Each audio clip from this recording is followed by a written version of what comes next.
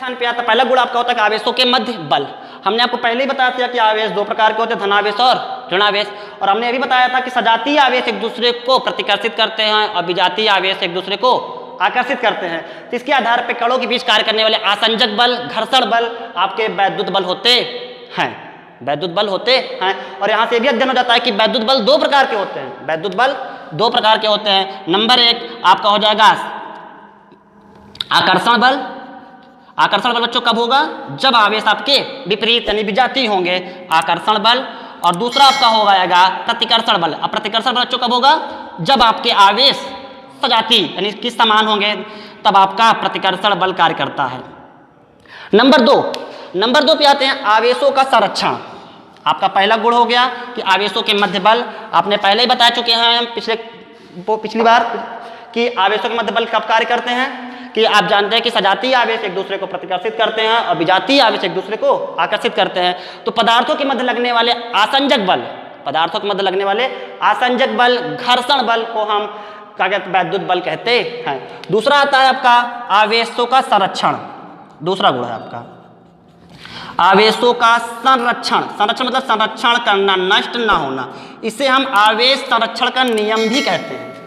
आवेशों का संरक्षण दूसरा गुण है, इसे हम आवेश संरक्षण का नियम भी कहते हैं। इस नियम के अनुसार आवेश को न तो उत्पन्न किया जा सकता है और ना ही नष्ट किया जा सकता है, न तो उत्पन्न किया जा सकता है और ना ही नष्ट किया जा सकता है। केवल एक रूप से एक पदार्थ से दूसरे पदार्थ में स्थानांतरित कर सकते हैं। अर्थात जैसे कि मान के चलिए एक गोला है, इसमें से दूसरे पदार्थ में से एक वस्तु है ए, एक वस्तु है बी। इस वस्तु से हम निकाल करके इस वस्तु में ट्रांसफर स्थानांतरित कर सकते हैं। इसे हम आवेश का संरक्षण सिद्धांत भी कहते हैं। अर्थात ब्रह्मांड में कुल आवेश संरक्षित रहता है। इस नियम के अनुसार क्या कह सकते हैं कि आवेश को न तो उत्पन्न कर सकते हैं और ना ही नष्ट कर सकते हैं, केवल एक वस्तु से दूसरी वस्तु में ट्रांसफर स्थानांतरित कर सकते हैं। तीसरा गुण आपका आता है, तीसरा लक्षण आता है वैद्युत आवेश की योज्यता। वैद्युत आवेश की योज्यता। यह गुण यह बताता है कि किसी पदार्थ में उपस्थित आवेश, यह गुण यह बताता है कि किसी पदार्थ में उपस्थित आवेश, उपस्थित कुल आवेश छोटे छोटे आवेशों के बीजगणितीय, छोटे छोटे कणों के आवेशों के बीजगणितीय योग के बराबर होता है। एक बार हम फिर से समझने की कोशिश करेंगे कि इस गुण के अंतर्गत किसी पदार्थ का, इस गुण के अंतर्गत किसी पदार्थ का कुल आवेश किसी पदार्थ का कुल आवेश उस पदार्थ में उपस्थित कणों के आवेशों के बीजगणितीय योग के बराबर होता है। अर्थात मानते कि एक वस्तु ए है, इस आवेश पर कुल Q आवेश है, कुल Q आवेश है और यह वस्तु छोटे छोटे कणों से मिलकर के बनी है और प्रत्येक कण का आवेश अलग अलग है, जिसका जैसे Q1, Q2, Q3, Q4, Q5, Q6, Q7। तो इस आधार पे कहते हैं कि इसमें 7 कण हैं और सातों कणों का आवेश अलग अलग है। तो पूरे पिंड यानी पूरे पदार्थ का जो आवेश होगा वो आपका क्या हो जाएगा? Q1 plus Q2 plus Q3 plus Q4 plus Q5, इसी प्रकार जितने भी कण होंगे। अगर मान के चलिए, अगर हम मानते हैं कि आपके पदार्थ में n कण हैं, कितने कण हैं? n कण हैं, तो यहाँ पे लिखते हैं n कण। अब जानिए कि अगर n कण है तो सभी का आवेश अलग अलग है, तो सभी को हम जोड़ सकते हैं। अगर मान के चलिए कि सभी कण समान है और सभी कणों पर समान आवेश है, तो और समान आवेश को मानते हैं कि वो Q है, तो यहाँ पे हम कैपिटल Q मानते हैं, क्योंकि हम एक बार स्मॉल Q मानते हैं, कैपिटल Q मानते हैं। तो आपको यहाँ पे क्या हो जाएगा कि n कण है और तो Q बराबर Q1 plus Q2 Q3 Q4 Q5 कण है और सभी कणों का आवेश समान है, तो आपका क्या हो जाएगा? Q बराबर n Q हो जाता है। अब आगे आते हैं चौथे गुण पे। चौथे गुण पे आते हैं कि आवेश का क्वांटीकरण। चौथे गुण पे आते हैं आवेश का क्वांटीकरण।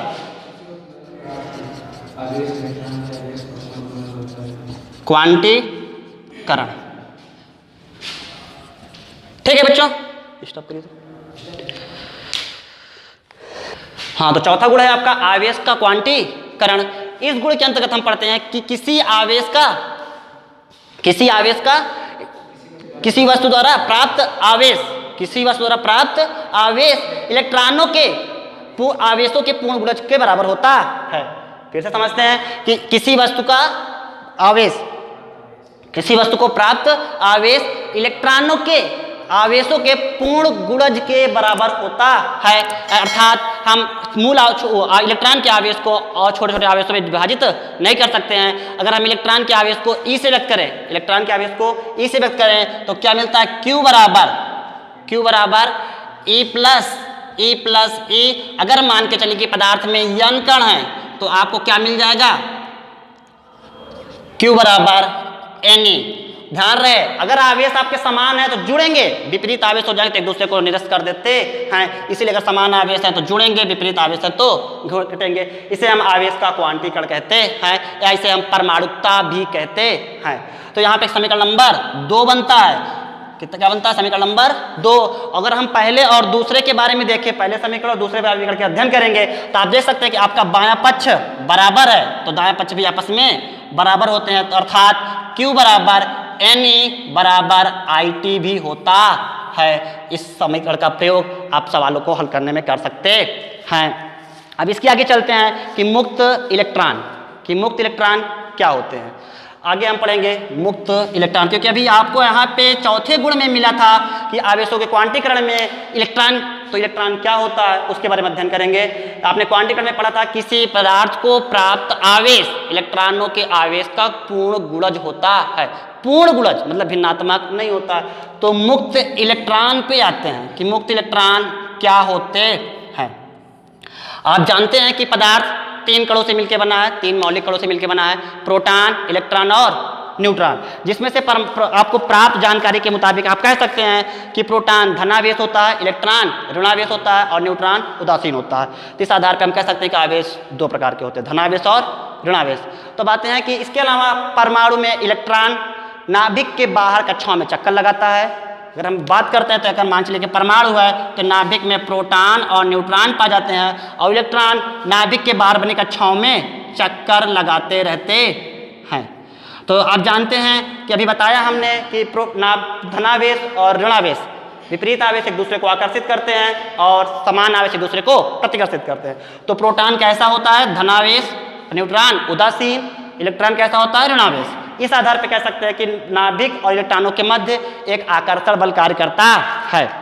तो मुक्त इलेक्ट्रॉन की परिभाषा पे आते हैं। तो मुक्त इलेक्ट्रॉन की परिभाषा हो जाएगी कि परमाणु में उपस्थित वे इलेक्ट्रॉन, परमाणु में उपस्थित वे इलेक्ट्रॉन, आप लिखना चाहें तो परिभाषा लिख सकते हैं कि परमाणु में उपस्थित वे इलेक्ट्रॉन, परमाणु में उपस्थित वे इलेक्ट्रॉन जिन पर नाभिक के कारण, जिन पर इलेक्ट्रॉन, जिन पर नाभिक के कारण, नाभिक पर कौन सा आवेश होता है बच्चों, धनावेश। तो जिन पर नाभिक के कारण लगने वाला, नाभिक के कारण लगने वाला वैद्युत बल, तो वैद्युत बल यहाँ पे कौन सा कार्य करेगा, आकर्षण या प्रतिकर्षण, आकर्षण। क्यों आकर्षण कार्य करेगा, क्योंकि आपका नाभिक धनावेश है और इलेक्ट्रॉनों पर ऋणावेश होता है। तो लगने वाला वैद्युत बल नगण्य हो, नगण्य मतलब आपको प्रभावी ना हो, मुक्त इलेक्ट्रॉन कहलाता है। क्या कहलाता बच्चों, मुक्त इलेक्ट्रॉन कहलाता है। और ध्यान दीजिएगा इसमें कि मुक्त इलेक्ट्रॉन कैसे जानेंगे कि आपका बल नगण्य हो जाएगा। आप जानते हैं कि जैसे जैसे नाभिक से इलेक्ट्रॉन दूर होता जाएगा, क्योंकि इलेक्ट्रॉन कक्षाओं में रहते हैं, तो जैसे जैसे कक्षाएं दूर होती जाएंगी वैसे तो दूरी बढ़ती जाएगी और दूरी बढ़ने पर बल अपने आप कम होता जाता है। तो मुक्त इलेक्ट्रॉन किनसे कहेंगे कि परमाणु में उपस्थित वे इलेक्ट्रॉन जिन पर नाभिक के कारण लगने वाला वैद्युत बल अर्थात आकर्षण बल नगण्य हो, मुक्त इलेक्ट्रॉन कहलाता है।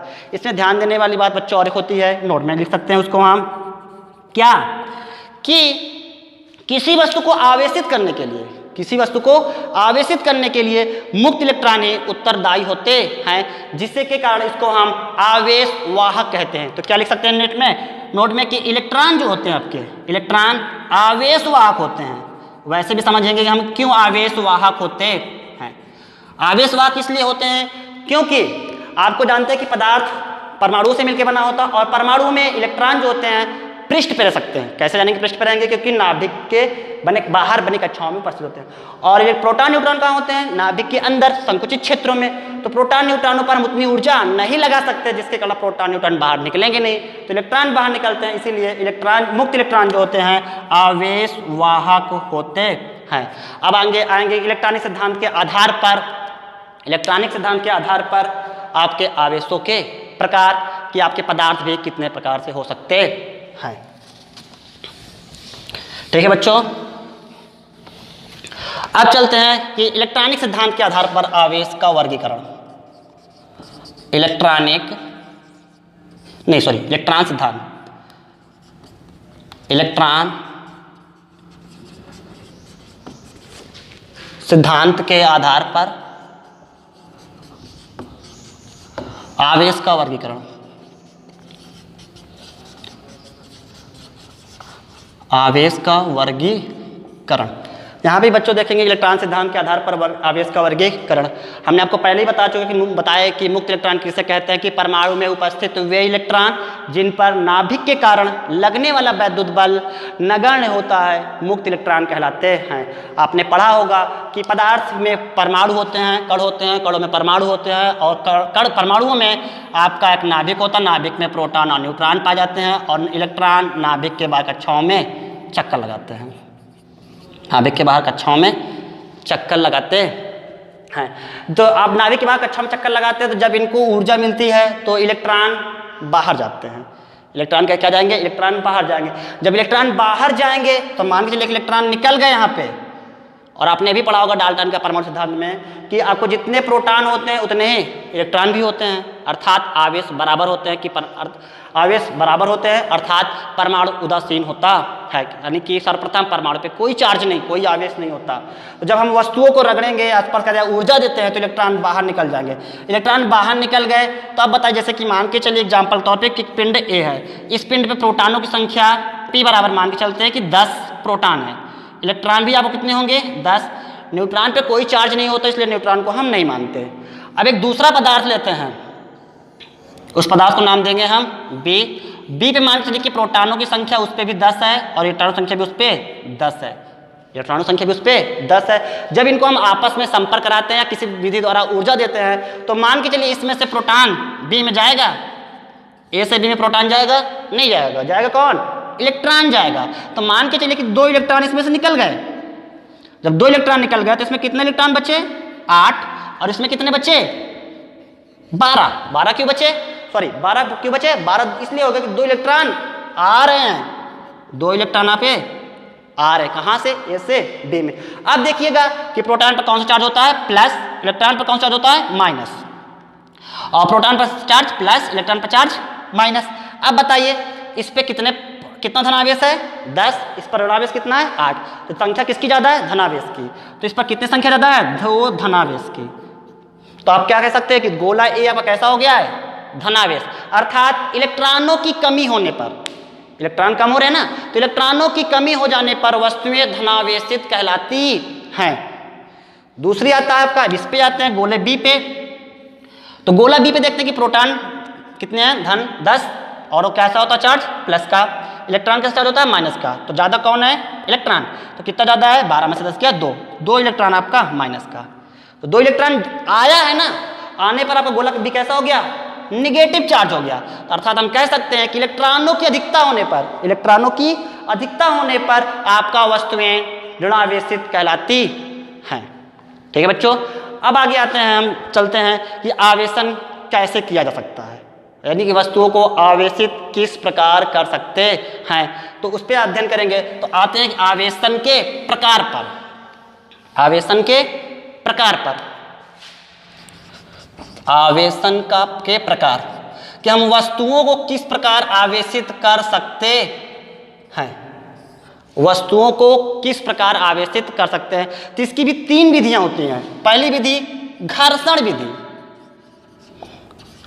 विधि या घर्षण द्वारा। घर्षण द्वारा मतलब जानते हैं, घर्षण जब 2 वस्तुएं परस्पर संपर्क में लाई जाती हैं तब उनमें घर्षण होता है। तब उनमें क्या होता है? घर्षण भी विपरीत दिशाओं में। जैसे हम हाथों को रगड़ते हैं तो इनमें भी घर्षण होता है। हमारा शरीर भी आपको इलेक्ट्रॉन, प्रोटॉन, न्यूट्रॉन से मिलकर, जैसे हम रगड़ते हैं हाथों को तो कुछ आवेश इस हाथ से इस हाथ में आ जाते हैं, तो इस प्रकार जो होता है आवेश वो घर्षण द्वारा भी आवेश संभव होता है। दूसरी विधि होती है चालन विधि। चालन नाम से स्पष्ट है, चलन मतलब चलना, अर्थात इसमें कह सकते हैं कि जब किसी एक अनावेशित मतलब जिस पर कोई चार्ज ना हो, अनावेशित वस्तु को किसी दूसरे आवेशित वस्तु से जोड़ दिया जाता है, किसी दूसरे वस्तु के साथ किसी अनावेशित वस्तु या पदार्थ को दूसरे आवेशित वस्तु या पदार्थ के साथ जोड़ देते हैं, तो दोनों में आवेशों का पुनर्वितरण हो जाता है, अर्थात विपरीत आवेश एक दूसरे को आकर्षित करेंगे, सजातीय आवेश एक दूसरे को प्रतिकर्षित करेंगे। तो वहाँ पे आवेश एक पिंड से एक वस्तु से दूसरी वस्तु में चलना प्रारंभ कर देते हैं, और इससे दूसरी वस्तु भी अनावेशित वस्तु भी आवेशित हो जाती है। तीसरा होता है प्रेरण द्वारा। तीसरा होता है प्रेरण द्वारा। नाम से स्पष्ट है, प्रेरण मतलब प्रेरित करना, प्रेरित करना, अर्थात जब एक अनावेशित चालक पदार्थ को किसी आवेशित चालक पदार्थ के पास संपर्क में नहीं परस्पर पास में लाया जाता है, तो अनावेशित चालक में आवेशों का पुनर्वितरण, अनावेशित चालक में आवेशों का पुनर्वितरण हो जाता है, जिससे अनावेशित चालक के पृष्ठ पर एक विपरीत आवेश उत्पन्न हो जाता है, उसको हम प्रेरण द्वारा आवेशित करते हैं। धन्यवाद बच्चों। आगे टॉपिक समझ आया बच्चों, धन्यवाद। अगले टॉपिक में हम इसके आगे का सिलेबस लेकर के आपके सामने उपस्थित होंगे। अगर आपको वीडियो पसंद आए तो लाइक कीजिए, अगर आपको इस टॉपिक से संबंधित कोई समस्या होती है या कोई समस्या उत्पन्न होती है या कोई क्वेश्चन पूछना है तो आप कमेंट कीजिए। धन्यवाद।